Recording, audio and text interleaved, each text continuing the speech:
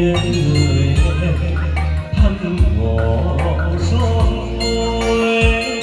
bay ngàn đêm ta biết yêu thôi em về với người cho chị thêm vui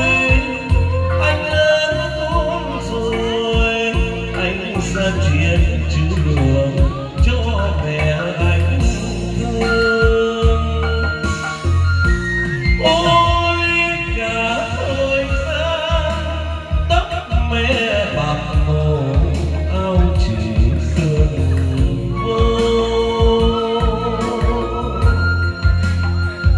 đêm qua đêm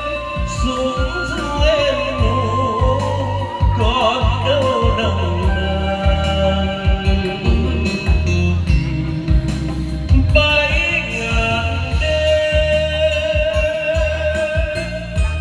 giấc ngủ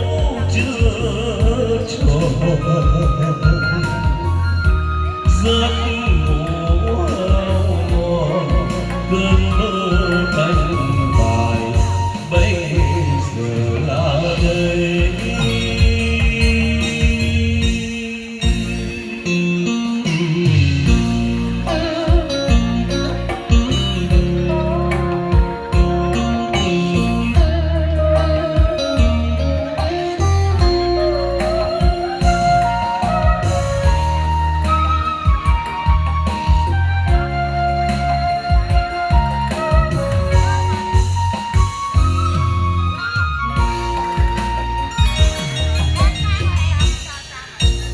những vần cuối khép lại chương dành cho người